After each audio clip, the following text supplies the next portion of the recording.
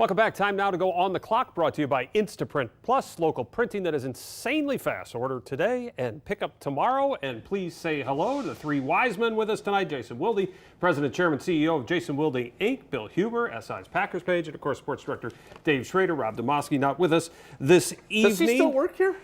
On occasion. Okay. All right. On occasion. We like Rob. We do like nice Rob. We miss Rob. He likes We his hope kids' basketball games. There you go. I was, before this first question, I was struck by this. Dave, remember your question last week to Matt LaFleur on Sunday. Does it hurt worse? Which is worse, to lose the things at the end or to get your butt kicked? And it turned to be prophetic because we have now seen both here in the last two games. Recency bias part one here. Jason, start with you. Does last night change your opinion on the Packers' playoff prospects? It doesn't, because once they lost both Tucker Kraft and Micah Parsons, I did not see them as a Super Bowl team. I still think if the Bears are the 2 seed, I still think they can go down there and win. That hasn't agree. changed. I also don't think that last night, and I said this to Matt LaFleur last night after it happened, I understand the final is 41-24, but they get the touchdown to make it 27-24. They've got a third down. Right. They've got a chance to force back-to-back punts. And instead it's a 9-yard gain by Henry and then a 30-yard gain, and then it goes off the rails. That's what mediocre teams do, Jason, is it's almost, and then, the rug gets picked out. As Dave and I know, we were off the Packers championship bandwagon way back when Tucker Kraft tore his ACL. I was just wondering if you're on the one-win bandwagon anymore. I will agree with Jason, though. Although I think if you're Ben Johnson, you look at what the Ravens did, and you realize you have a really good offensive line, why are you letting Caleb Williams throw the ball ever? So I think, especially on 4th and 1. Yes, it's a clean sweep. We are in lockstep. I thought the Packers would lose at Chicago, would lose to the Ravens. I still think that they're going to win against the Bears in the first round of the playoffs. Bear in mind, I've seen a team, the Colts, when they won their one Super Bowl, they gave up 375 rushing yards in December at Jacksonville, yet went on to do great things. I don't see a Super Bowl, but I do see beating Chicago to ruin the Bears' dream season. All right, if they don't win that first wild card game, they're going to finish the season with a 5-game skid, and for the second year in a row, they would get into the playoffs. Remember last year, they won a Monday night game against the Saints. They didn't win again. Yeah. This year on Thursday, they find out they're in the playoffs. It's possible they don't win again. So recency bias question part 2, we'll start with Bill on this one. Does last night and the prospect of this long skid change your opinions on the future of Matt LaFleur and Brian Gutekunst in Green Bay? Absolutely. In fact, I think a couple weeks ago I said that I thought LaFleur was fine. Right. Now I wrote it over at SI today. I said this is going to be Ed Policy's Brett Favre moment coming up here. Look, if you lose this game, that's going to be 4 in a row. If you lose to Chicago, it's 5 in a row. How can you bring them back? You can't. I'll take them one game at a time. You're assuming 2 ugly defeats the next 2 weeks. It sounds like at this moment, I think they are both still safe. I know things are trending the wrong direction, but if they go and beat the Bears, aren't they both safe? Okay, I'm not sure what to think right now. I don't either, and none of us know what Ed Policy's thought process is, right? We all look at him and go, well, his dad fired Bill Walsh, right? That's what we do. That's true. So I don't I understand, and I don't think your attitude could be, well, we could do a lot worse than Matt LaFleur. But I think Matt LaFleur's a really good coach who lost his best player on each side of the ball, and I just don't see this as the smart thing to do. What I expected all along was this half measure of 1 year for each of them. Let me ask you, because when we say there's a half measure and maybe they go short-term extension, not a long-term. Right. Remember, it takes 2 to tango. Yes. And if Matt LaFleur says, wait a minute, I am worth more than a short-term extension, I will roll the dice. Do we see that Good for him then. Look, I'm just saying it's not a guarantee. Here's the difference with coach and general manager contracts, though, right? That money's guaranteed. You're getting that regardless, right? Yep. So do you pass that up to say, no, I'd rather be a free agent after this season? Depends if the money's not good I'd rather force you to fire me and know that I have that money regardless. Yeah, I think you get the whole Mutombo thing and what's supposed to be maybe not a great coaching cycle. LaFleur's hired like tomorrow. Oh, my goodness. He doesn't even make it to the clock strikes midnight. Than he will get with the Packers. That is the number one judge of maybe should you or shouldn't you fire a coach. Would someone else hire them? Mike McDaniel looked like a dead man walking in Miami earlier this year.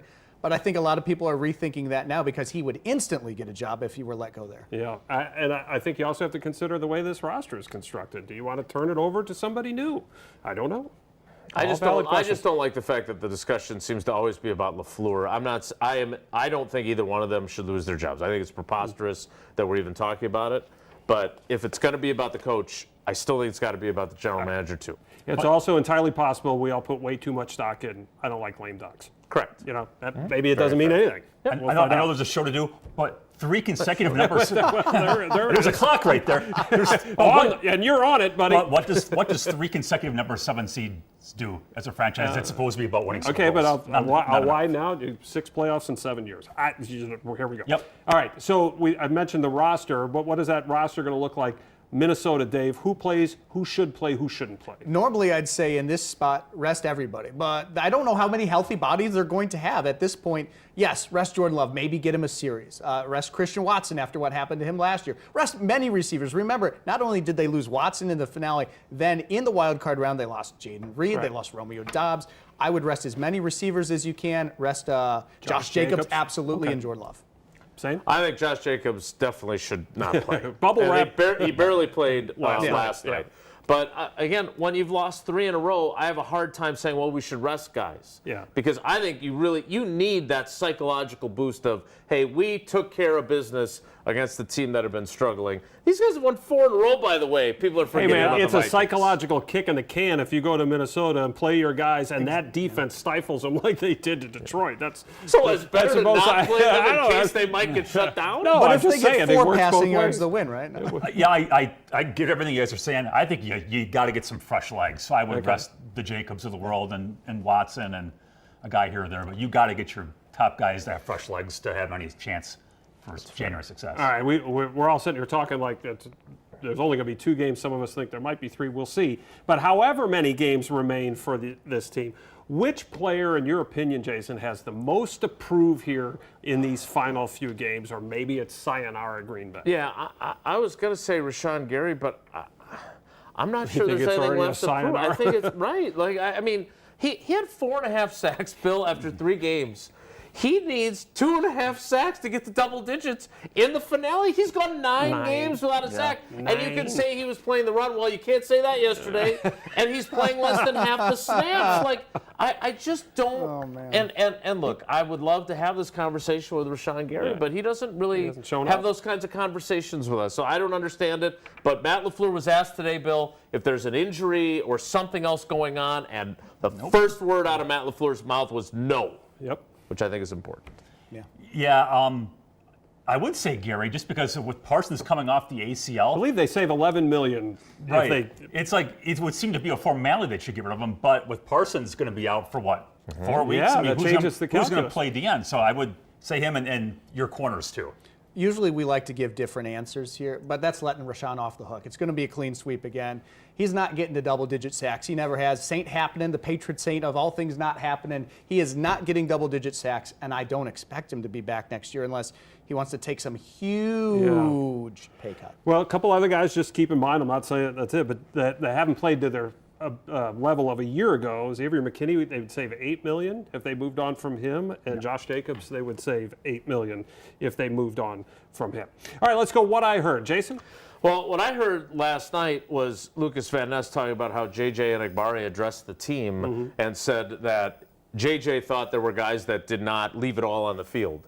And so I asked Matt LaFleur about that today, and Matt LaFleur, again, he did not deliver a denial of that at all. In fact, he said, Bill, it wasn't up to our standards. So that is a problem.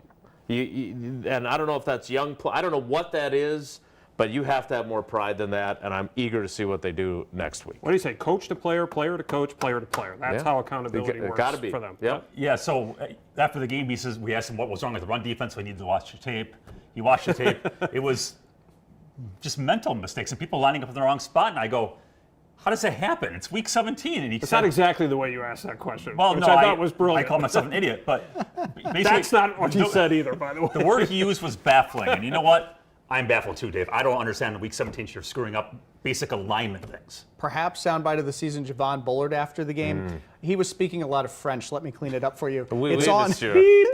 It's on us. I'm not going to give you bull crap. We got our butts kicked. Shoot. They ran the ball and we couldn't stop that freaking run. Point blank, period. We have to fix that stuff today. This is like or we'll be headed ad-libs, home Dave, after the filling in the wild card blank. round. He's right. Good thing it's not a drinking game for swear words that you Oh, change. my goodness. All right, let's move on to ad libs, and we'll start with perhaps the quintessential image from the game last night. Carrington Valentine being stiff-armed reminds me of blank. Well, we've seen, he's not the first one to have that happen to him. I thought you were going to say the cheese graters. Those have really become popular, They apparently. have, but him going backwards 5 yards was something. he did not, he did not have a good night, back to Bill's point about the corners being in position to prove things. It reminded me of, Carrington Valentine against Dallas Goedert Yep. in the playoffs. I was going to say Dallas Goedert, but he stayed on his feet, and then Bullard cleaned it up. I said at least he stayed on his feet. It reminded me of when Michael Jordan would posterize players in those days. Malik Willis, will blank be a starting quarterback in 2026? Will be, but not in Green Bay, as Matt LaFleur made very clear today. Very clear today. Yeah, he'll absolutely be a starting quarterback next year. Absolutely, unless he signs somewhere that then drafts a first-round quarterback and Get Matt undercuts him. Flynn. Oh, Yeah. there we go. We kind of touched on this, but you can fill this in however you like. Rashawn Gary will be blank in 2026. Playing elsewhere. By the way, how great would it be if Malik Willis went to the Vikings? Oh. That'd be interesting. The Colts would be an interesting one, I think. Gary will be playing for less money for some other team. Playing for pennies on the dollar compared to his current contract. Blank is the best matchup for the wild card game, the Packers' best matchup. I think we all agree on this. The Bears. The Bears. The Bears. And the Packers will win blank playoff games. Uno. 0. 1. All right, gentlemen, thank you very much. They're all off to Minnesota next week, whenever that game is. We think it's going to be on Sunday. We'll know, but we'll find out. We'll talk about it when we come back.